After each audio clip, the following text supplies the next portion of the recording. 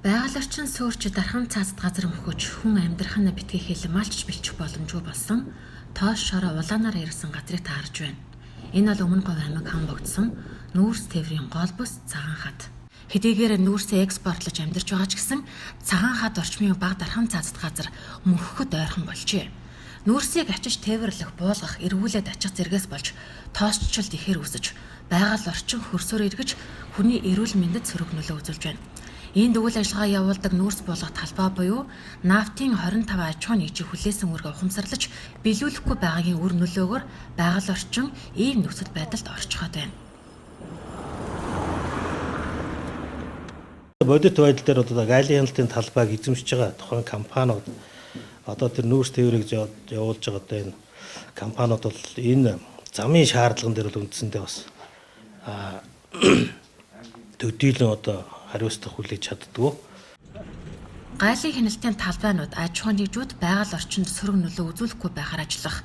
Ингэхдээ нүүрс тээврийг заавал технологийн замаар буюу хатуу хүчилттэй авто замаар явуулах ёстой байдаг ч нэг ч хатуу хүчилттэй зам хийсэн газар алгаа. Хог новш бас шисээр дүрчлээ. Нафтын 25 аж ахуй нэгж нь эконол байгуулах, тоосчлтыг ойрхон давтамжтай бууруулах, технологийн зам байгуулах үүрэгтэй. Гэвч өнөөдөр 1 тонн нүүрсийг буулгахад $2 авдаг асар их хэмжээний ашиг олдог эдгээр газрууд байгаль орчин ийхүү сүрүүлж байна. Одоогоор хэдий хэмжээний га талбай сүрснийг тооцох аргагүй болсон байна. Одоо бол яг тэр хичнээн га талбайд хохирол үүсчихэд байгаа бол өнөөдөр яг бүрэн дүүрэн тооцож чаддаг болох л та.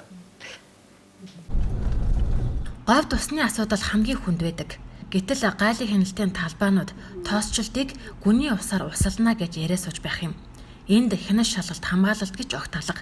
Арай байгаль орчин аялал жуулчлалын яам, мэргэжлийн хяналт, дархан цаазад газрынхан, Өмнө Говийн удирдлагууд халаастанд нь орчихсон юм биш вэ гэсэн хардал байгааг ч хэлэх хэрэгтэй. За хамгийн ихээр тэмцэх ёстой байгаль орчин аялал жуулчлалын яам нь хяналт шалгалт явуулах, хууль бус үйлдэл, буруутай үйл ажиллагаа таслан зогсооход төсөв мөнгө хүрэлцэхгүй байна гэж гомдлож байна. Үнэн дээр салбар яам нь бодит байдалтай эвлэрээд сууж байна. Өнөөдөр бодит байдалтай эвлэрж ажиллаж байгаа. За яагаад гэвэл одоо бас улс орны эдийн засгийг одоо урагш нь явуулж байгаа энэ эрдэс байлгийн салбарын үйл ажиллагааг бас дэмжих, за бас байгаль орчны хамгаалахын бодлоготой уялдуулах үүднээс ийм уян хатан бодлогыг барьж явж байна. Тэрнээс бол цагаан хадны орчимд одоо гайлын хяналтын талбай, тэр замын асуудал бол одоо тоосчлтын хувьд бол асар хүндрэлтэй байдаг. За тэр тусгай хамгаалалтын газар нутгийн одоо хилийн цагийн гадна боловч за тэр зам бол яг хилийн заагтай одоо ингээд параллел маш ойрхон явж байгаа нь бас өнөөдөр тэр яг газар нутг дээр дайраагүй ч гэсэн тухайн одоо зам тээврээс үүсэж байгаа тэр сөрөг нөлөөлөл тоосчлт бол тусгай хамгаалалтын газар нутгийн одоо газар нутаг за тэнд байгаа биологийн олон янзад бас нөлөөлөх юм магадлал байгаа гэдэг бас хэлмээр байна. За энэ дээр одоо бас компаниуд бүгд шаардлага тавьж ажиллаж байгаа. Гайлын хяналтын талбайд маш том эрх мэдэл олгож, ашиг олж, саяар нь мөнгө олж байвал тэр байгаль орчин, жолооч нарын эрүүл мэнд тэдэнд огт хамаагүй болжээ. Харин тэдэнд ийм эрхийг Өмнө Говь аймгийн удирдлагууд олгосон байх юм. Энэ наавт гэж ярьж байгаа яг гайлын баталгаа дагуулгач.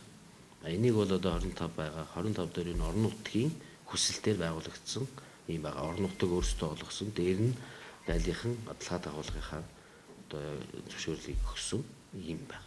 Энэ дээр ерөөсөө орон нутгийн хүслээр явсан орон нутгийнхан одоо тэн дээрээс ажилчтай одоо тэн дээр бол нүүрс бууж буцаагаад ачиж байна. Энэ дээр бол тэрний хүсэл гэж авч байгаа. $1-2 байна. Уурхаагаас ацсан нүүрсийн хилээс 16 км-ийн наанд буулгаж, хэдэн сар өдөр нар шороо боронд байлгаж, буцаагаад ач тээвэрлэнэ гэдэг бол нүүрсний асар их хордолгоч эдийн засгийн хувьд алдагдaltaй. Гэвч нафт гिचийн талбайд хэдэн олигархууд болоод хятадын эзэмшлийн компаниуд эзэн суучгаад инхүү байгаль орчин сүйтгэж мөхөөж байна. Тэдний энэ үйлдэлийг зүгээр хараад суух уу?